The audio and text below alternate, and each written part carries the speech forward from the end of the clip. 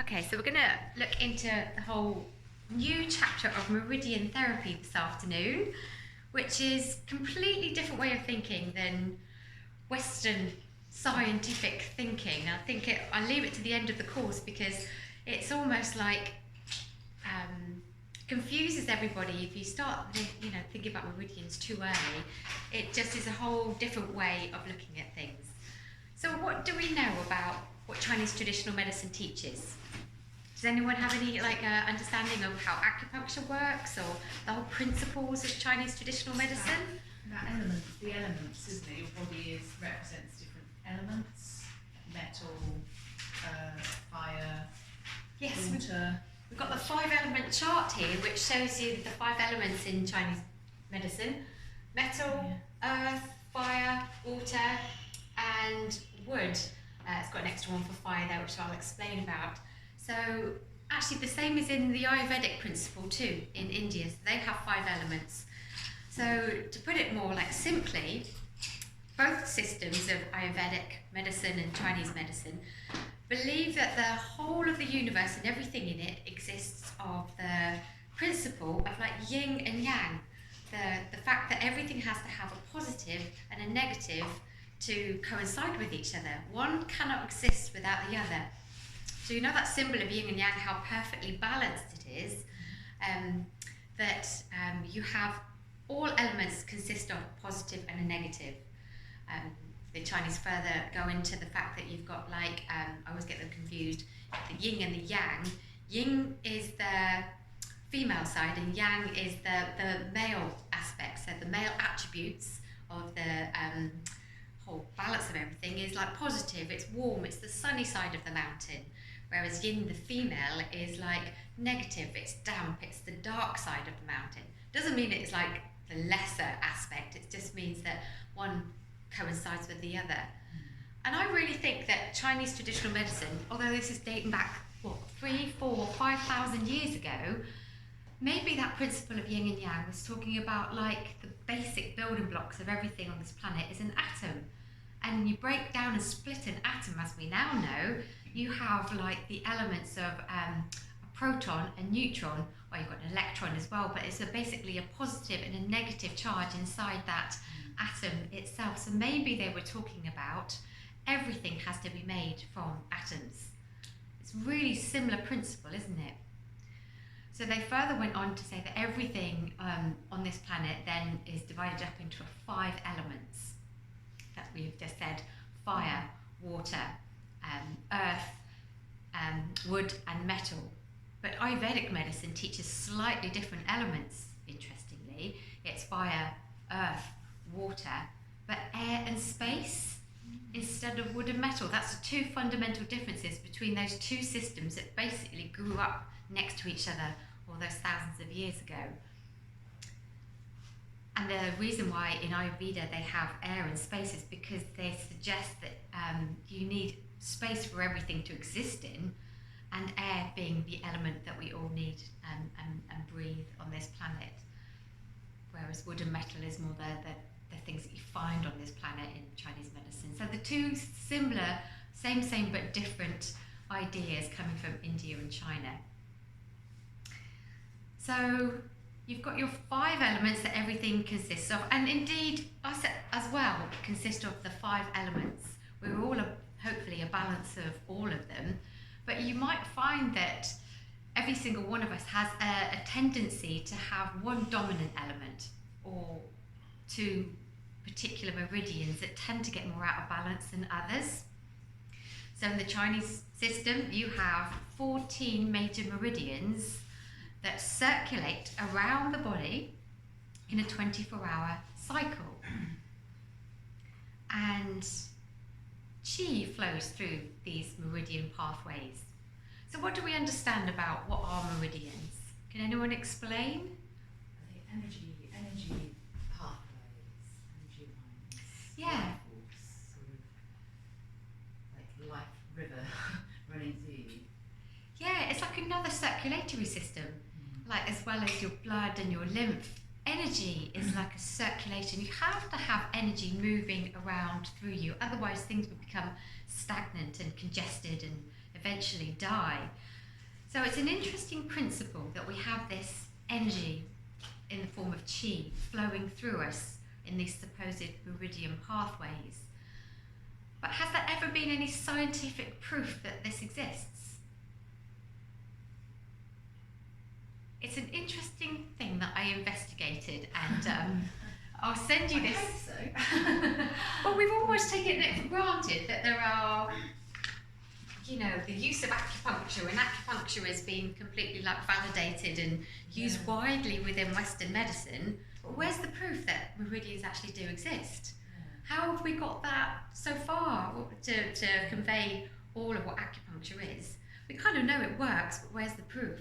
How does it work? I don't think there is that much, actually. Science can't prove it. It's not the fact that it doesn't work, it just means the scientific methods can't measure it. It's a bit like how you measure reflexology effectively. Science can't necessarily prove it. But I did find something online. Scientific research finally proves that meridians exist. And it talks about this study that was done, I think, in Japan, where under an MRI, a patient was injected with this kind of dye that you could see circulate around the body, and it went into the deep fascia. And then through the MRI, they discovered these new pathways and where it flowed to. So tiny these energetic pathways were that it was almost like beyond microscopic. But they found that the way that it flowed through the body kind of followed these meridian pathways, but instead of there being 14 major meridian pathways, which traditionally is in Chinese medicine, there were hundreds. So it might suggest that there are definitely these energetic pathways, but there may be many more of them than what we first originally Chinese realised. So it's kind of just really interesting that we're at that point in time where there is some science to suggest this. But even if there isn't scientific proof, we are essentially energetic beings, aren't we? In fact, we have to be made of energy, otherwise we wouldn't exist. Every single living thing on this planet has to have a kinetic force, a force of energy to exist. Even matter that's not alive has an energetic force. And you can measure that with like the electromagnetic spectrum, can't you? In wavelengths. We all resonate at a certain frequency just like everything else does. So that makes us energy. So this theory of energy flowing through our bodies isn't like all airy-fairy. It's actually, it has to be. It's true. It's like, otherwise we wouldn't be alive. We would exist. It's also interesting when you hear about when somebody actually passes and what their body weight was, and then what it was after they were pronounced dead, that it's actually lighter. I've heard that. So it's like, is that the weight of the spirit or the energy? Like that just then has to go somewhere, you know, back to the universe to, you know, decide what it's going to do. Isn't it? It's interesting to think that, you know, you can actually weigh that, because what else would that be? Why would they weigh? It's like a couple of pounds difference. Yeah. Like from the immediate point where the person is pronounced dead. Yeah. And then shortly after, nothing has like anatomically changed. They haven't used anything, they've not lost. 2 pounds lighter, which suggests the soul has passed, the spirit has left the body in some sort of energetic form.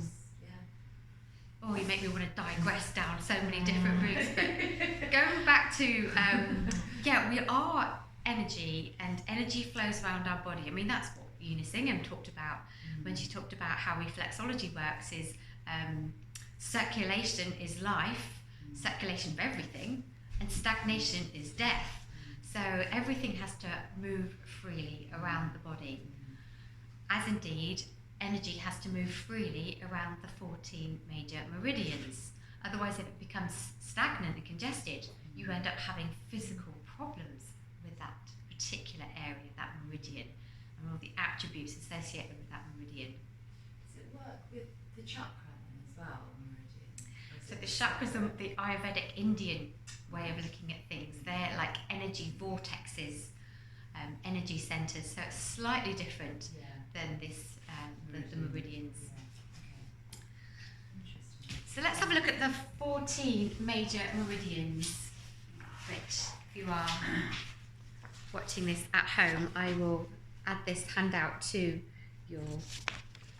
the video. So you have two meridians, two major meridians that run down the centre line, the midline of the body, and they're not part of the 24-hour circulatory system. They're like reservoirs for chi, where chi is stored in both the governing vessel and the conception vessel.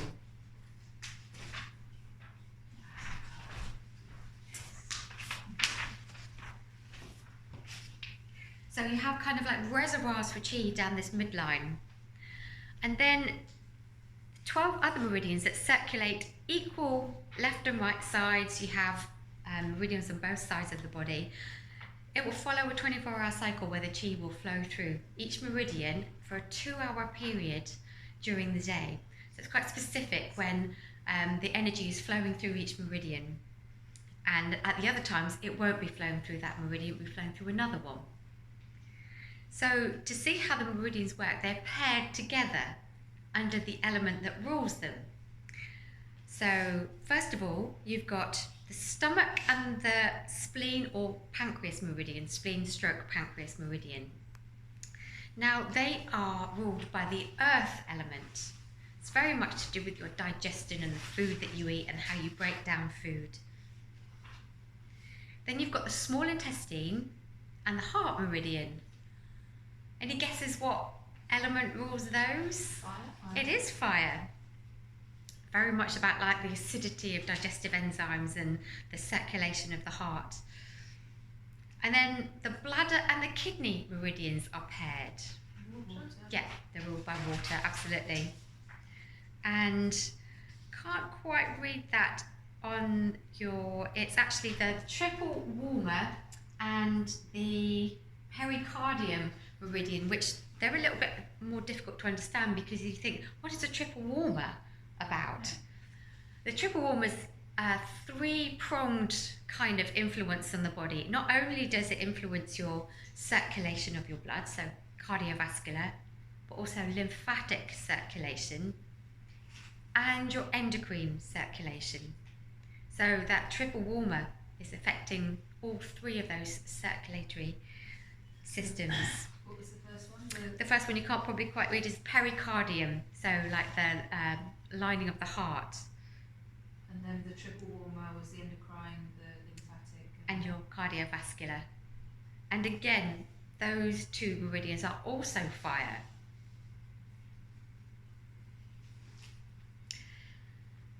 And then you've got your gallbladder and liver meridian, which is wood in element. And I don't know why it's not got this on this chart, but it should have, is, I've never noticed that before. You've also got your large intestine and lung meridians too, which are paired. And the element that rules those is the metal element.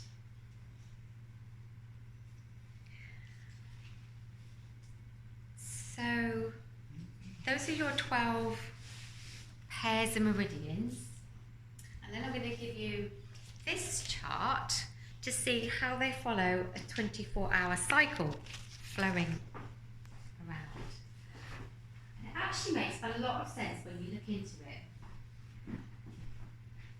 So we looked at the digestion of the body last month as part of the digestive system. So we talked about the importance of breakfast. Winking at me. And how you should kickstart your digestion off for the day with a good breaking the fast breakfast. And you can see that chi should be flowing through your stomach meridian between 7 and 9 o'clock in the morning to get you started for the day and to start to digest your breakfast and your food. Then your spleen is active between 9 and 11 in the morning. So boosting your immune system, again, for all of the activities that you are going through in the day to help you fight off whatever you may encounter. Then your chi flows through your heart between 11 and 1, boosting your cardiovascular system. Digesting your lunch with your small intestine between 1 and 3. And then the kind of processing of removal of toxins and cleaning your blood between, first of all, the bladder between 3 and 5, and then the kidneys between 5 and 7 in the evening. And then, as we know, you should be kind of calming down for the evening without eating anything too heavy. So really after 7 o'clock in the evening, chi's flowing through your pericardium and your triple burner. So it's all about the housekeeping duties of, your cardiovascular, lymphatic system and your endocrine system being stimulated. And then hopefully you'll be in bed when all of your excretory organs are trying to detoxify the body, with the chi flowing through your gallbladder between 11 and 1, and the liver between 1 and 3 in the morning. And then your lungs and large intestine, again being excretory organs, your lungs are full of chi between 3 and 5 in the morning, and your large intestines between 5 and 7. So does that make sense? It kind of has a very logical cycle that the chi is most active in the meridians that need to be at certain times of the day. And meridians always work in pairs. So you might find, you personally, that there's certain times of the day that you just don't feel great. Or you might find there's certain times of the night that you wake up and it's always the same. You always wake up at 3 o'clock in the morning, which didn't indicate like a liver or a lung imbalance. Or you always feel really lethargic in the afternoon, so you could say like an imbalance of the small intestine meridian. And you probably find that's absolutely right, that's the meridian that you have problems with. So it's quite interesting to apply this to how you're going to use this in your reflexology practice, is asking clients about certainly erratic sleep patterns. Do they wake up at certain times of the night? This would be really interesting. For your insomnia client. Yeah, we've just got to this point actually of him waking up like 2 to 3 times and it's the same time every night. So I'm now going to go back through my notes and I'm excited to see what... It's like the missing link in the picture. This is like the last piece of the jigsaw. If you can't answer it, people's symptoms or why they keep getting, say, that kind of condition, whatever they try and do to alleviate it, then the meridian, looking at meridian therapy certainly will probably hold the key. And a lot of it relates to emotional imbalance, how we think, how we are, how we sort of view the world, our tendencies to maybe overact to certain situations. And I'll explain a bit more about that shortly. So looking at the timing of things is certainly really significant, I think. So does that make sense? We have chi, energy, prana, ki, whatever you want to call it, flowing around our body in a 24-hour cycle. And as it flows around the body, just like blood does, it accumulates toxins. It can get quite stagnant and congested in certain areas. So you might find, say, if you wake up at 3 o'clock in the morning, that there's congestion, say, around the lungs. But why would that affect the flow of chi? So let's think about anatomically. There could be compression on the lungs. It could be people who are very stressed and anxious and they're not breathing effectively, so the lungs aren't moving as well as they should do. That's causing congestion. That affects the circulation of chi around the lungs. There could also be emotional imbalances like grief, bitterness, and unresolved emotions that people have not let go of. And that's going to cause, on a sort of like a metaphysical level, congestion in the lungs. And then the chi will not flow effectively through the lung meridian, which, by the way, will go through the actual lung anatomically. Like all of these meridians flow through the organs that they're called after. So then the person might find that they have either excessive lung energy or depleted lung energy. Too much of, but too little of. and that will be to the detriment of what it's paired with. So it might find if someone's got excessive lung qi, the large intestine qi will be depleted. So that makes sense. The two have to work together. So you'll find that one will be out of balance, but that will also create imbalance with the other. So you normally get excessive or insufficient qi in whichever meridian. So if you've got excessive lung energy, would that kind of mean that you were over emotional kind of thing? Or? So you could say that, all of those tendencies to be like, if you're going through, grieving, and you'll become very upset with your lot and very bitter, then that then manifests in the lungs, and you have problems with your breathing, and you'll probably find that is all creating excessive stagnant qi there. But then you might find that you've got really depleted large intestine qi, so you tend then to have problems with your bowels, probably normally constipation, all of that becomes very dry, and so one affects the other. And haven't you found that already? People who have had problems with their lungs have had problems with their large intestine. It goes so hand in hand. Or indeed kidneys and bladder, or stomach and spleen. So it starts to kind of all make sense. So if you then had a look at the whole pathway of where the lung meridian flows to. So it's hard to remember the pathway of all the meridians as they flow around the body, because they're a little bit like erratic, if you like. As much as the lung meridian flows through the lungs, it goes randomly. And I can never remember the pathway of all these meridians. That's why it's good to have this chart maybe in your treatment room.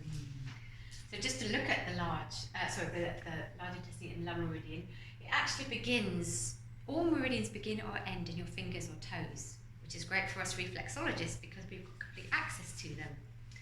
The lung meridian actually begins in your thumb, and it goes all the way up the forearm, through the shoulder, and has like an energetic pathway down through the lungs and the stomach.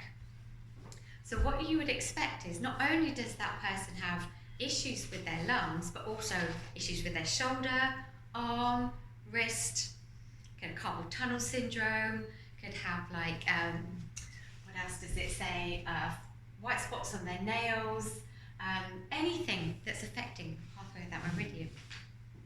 It's quite interesting. It is, gosh. Or if it's the large intestine meridian, which comes from the index finger, again it goes up through the forearm, zigzags the shoulder, but also zigzags up through the jaw and the teeth. So you may expect they grind their teeth and have problems with their jaw and the trigeminal nerve, but it also has like an energetic pathway down through the lungs and the large intestine, all the way down this lateral side of the leg. So you're expecting problems with either hamstrings and the knee and the calves and varicose veins, and anything that's affecting that flow of qi will be affected. So this is what's so fascinating, is you feel that there is an imbalance with a potential element with one of your clients or a potential meridian.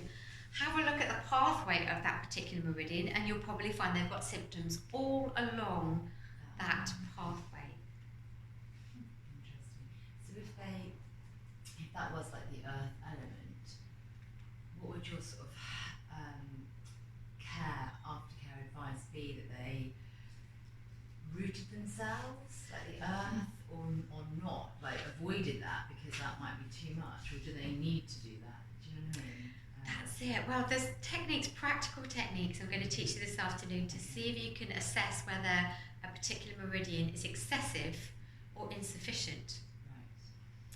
Particularly doing the meridians on the feet, but you can do exactly the same on the hands, because obviously you've got 5 meridians begin or end in the hands, in the fingers, and 5 on the feet, on the toes. So we can access all of those meridians through our practice. So that's a really good question. What advice would we give to somebody? What you tend to find is it's like a lifetime's worth of having an element that tends to become out of balance for us. I know from my own personal experience that I have, the wood is my element that I need to keep in check. So I've often been told that my gallbladder qi is excessive and my liver qi is depleted. When I first was told that, I'm like, what does that mean? So how can I balance that out? And so we'll go through what like each meridian indicates, like emotion and balances, but certainly the gallbladder, I've mentioned quite a few times, I think, over this duration of the course. It's quite an interesting attributes of basically being too controlling. Too much gallbladder chi is you're very organised, a bit obsessive, perfectionist, controlling. Everything is just like a sort of military planned operation. And I think that I'm definitely that kind of person, and I get like really quite stressed if I'm not organised, and I'm so organised it's almost a bit too much of. And I need to somehow just let things flow a bit more because it's congestion, being that controlling. Whereas my liver chi is probably depleted, I probably don't get angry enough. You imagine the elements of anger and irritability and frustration all affect the liver, and I probably don't let those emotions out very often. So again, that's it's like congestion because I'm not processing. Everybody's allowed to get angry sometimes, aren't they? Interesting. Or on the other hand, you could be too angry, so you could be excessive liver chi, full of rage and high blood pressure and stress and all of those, kind of like a fire, if you like. Liver's very much about acidity, isn't it? But be depleted in gallbladder chi, so you could be the kind of person that can't be bothered to do anything. There's no will or determination or control over anything. Everything's just chaotic and nothing gets done. So it's all about keeping it in balance, as indeed the whole of life is, isn't it? So a healthy individual that's got a good outlook on life will have all of the elements and all of the meridians in balance. Is that possible? I think if you look after yourself and you're aware of maybe the things that you need to keep in check. So certainly I'm aware of the things that aggravate my gallbladder and I can do something about it. So that's empowering. Is there a resource that explains the emotional attachments? Yes, there is. Is So we have, how are we going to apply this to reflexology? So again, I will send this by email. So this is all of the meridians begin or end on the other hands, and we'll go through which emotions affect which ones.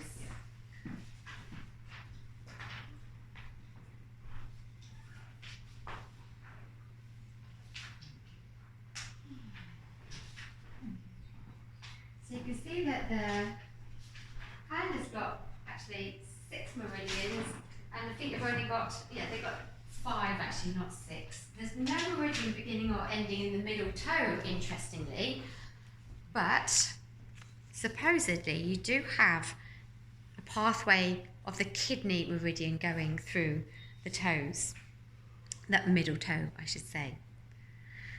So let's have a look, first of all, what affects the large intestine and the lung meridian on the thumb and the index finger. So we've already mentioned about, you can label this on your diagram if you like, it's the emotions of sadness and grief and depression that mostly affect that metal meridian.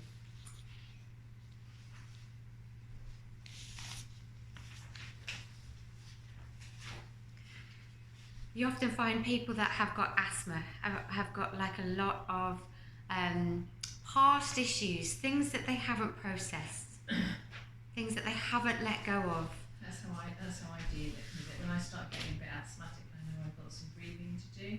Really? Yeah, it's emotions or panic attacks. That's the other one. Yeah. When I start getting panic attacks, I know there's something that needs to come up, be aired, expressed, to grow.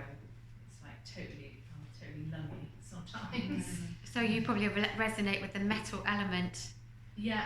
And do you have like some potential problems with your large intestine if you're not careful? I don't really have problems with my intestine. I'm just very regular and everything flows with my intestine. But the lungs I can get really tight chested. Yeah. So, I often, when I'm working on people's lung reflex, think of that all the areas, they can feel very congested, can't they? More often than not, there's a lot of lumpy, bumpy congestion that you can pick up. And I just think that those areas of tightness or the lumpy bumps are like emotions that need to be released.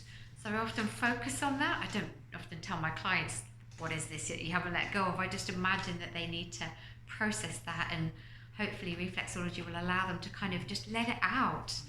A lot of it's about talking and just sharing and vocalizing what's happened to you.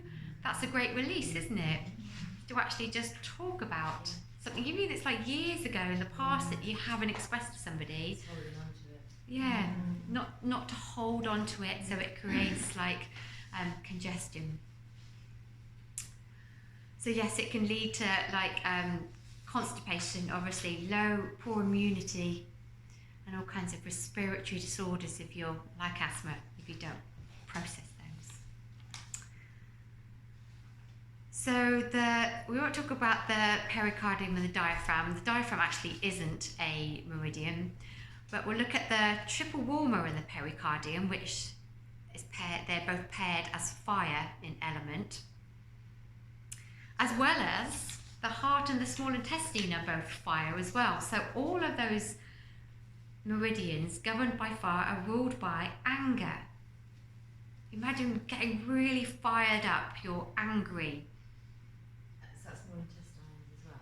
Yeah, so they're all, pericardium and triple warmer, small intestines and heart are all ruled by fire. You associate that with fever and heat. So people who are going to explode. But you could also have problems with circulation. So you can have lymphatic circulatory problems with your blood circulation. You can have excess mucus, a build-up of mucus in all of your smooth muscle.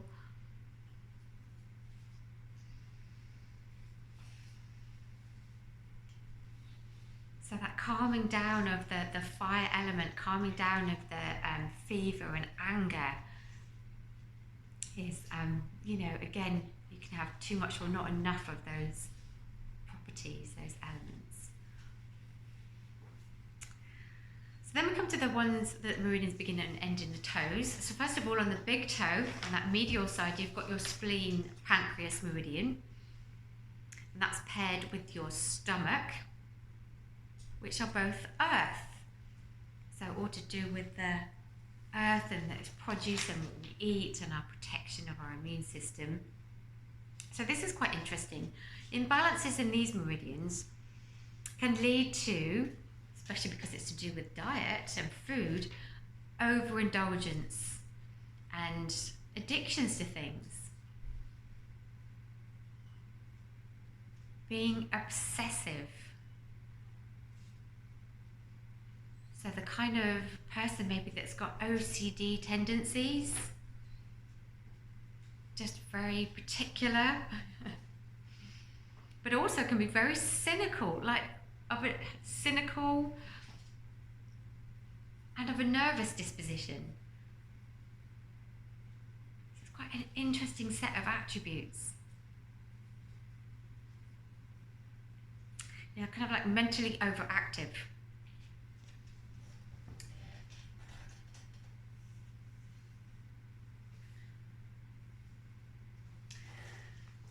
So then you have the liver and gallbladder. So the liver is on the lateral side of the big toe, and the gallbladder is found on the fourth toe. And we've talked about those already. So they are ruled by the liver, particularly by anger and make and abuse stimulants, and gallbladder being control, will, and determination. And they are wood in element.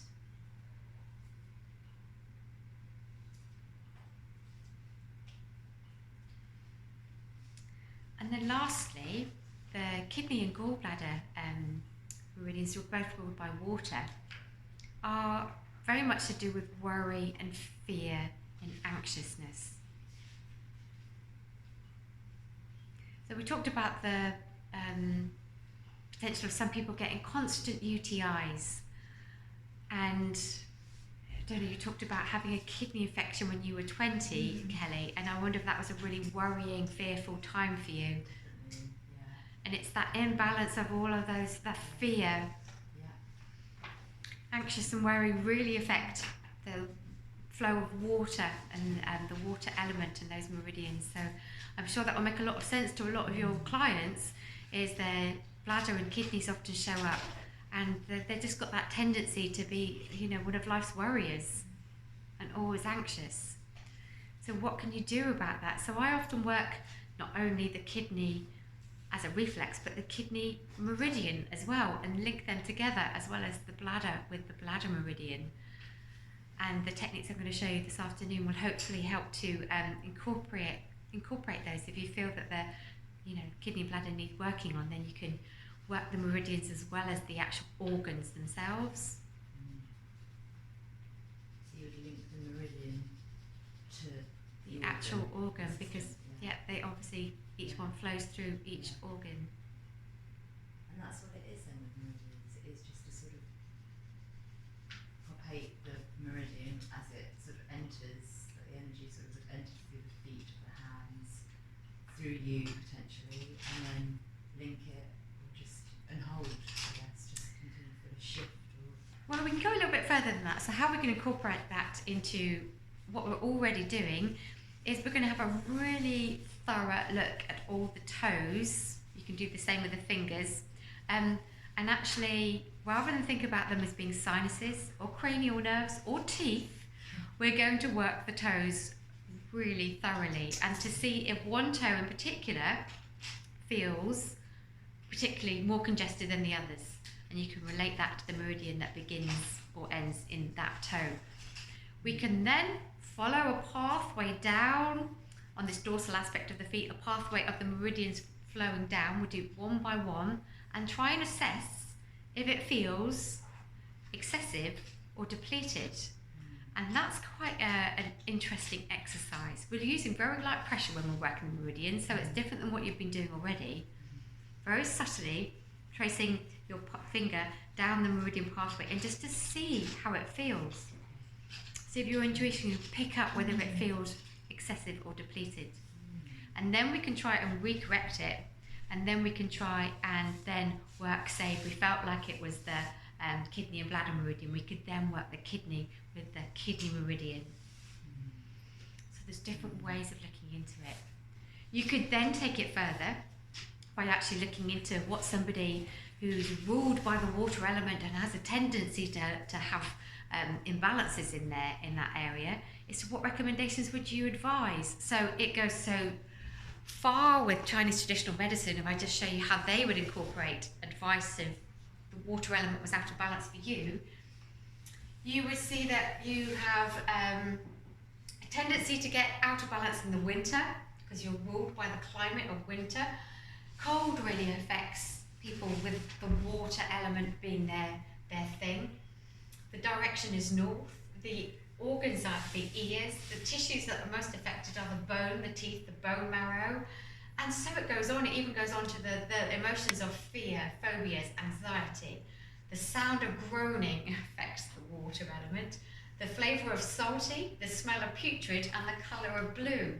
Now, a lot of that doesn't make a lot of sense to me personally. I'm not sure how I'd incorporate groaning as a sound as advice, but they have such detail of how each sort of aspect of being alive affects each element. So they're sort of saying that if you growl yourself like that's comforting too, that would help. Is that what they mean? Or I'm not sure how the smell and the sound are incorporated into TCM. But how I have a pretty good understanding. So what would make sense for someone that's got the water as their main element is to be around water. Quite often it's more therapeutic to be in water, swimming, wild swimming, going and just being by the sea, going to sit by a river. quelling your fears and anxieties by being surrounded by water is very therapeutic, isn't it? Yeah. And hydration, obviously, you know, Yeah. things that involve the Water. flow and freedom of the movement of Yeah. water is very beneficial for those kinds of people. Yeah. Interesting. You could say, like, people with a spleen, stomach, earth meridian being out of balance is they need to keep in check sort of indulgences and things. So you probably find that they have excessive thirst, hunger, or tendency to abuse stimulants as such, Yeah. and to keep that in check, not to be addictive to things too much. So the discipline, and keeping their sort of obsessiveness in check. Yeah. So interesting. It's quite interesting. I don't know if any of these meridians are resonating with you particularly, or if you feel that there's possibly a particular element that you might find is going to be your dominant element that you have to find that you have to keep in check. But we'll find out what your feet tell us. Yeah. How do you work out your just by sort of rereading it and just seeing how you? So I only know that wood is my one that I have to keep in check because I've seen many different, say, Ayurvedic and Chinese doctors over the years, particularly when I've been travelling in India, that it's always come up as being gallbladder is what is my issue. But you might find this afternoon you're perfectly in balance and all the meridians feel absolutely congestion free and they're all flowing freely. You might find there's more than one pair of meridians. You might find some people, actually all of them are out of balance, because when one pair of meridians is congested, it affects others, as indeed everything is interconnected in the body, and that affects the meridians too. So when one thing comes out of balance, everything becomes out of balance. So I will send you a couple more handouts as well, if you're watching this at home, on just how we're going to incorporate working the meridians into our reflexology practice, and that one's called Meridian Therapy by the Devon School of Reflexology. So I think we should put this whole theory into practice and really just see what each other's feet tell us about what meridians are out of balance. So I'm going to put this on pause and then we're going to do some practical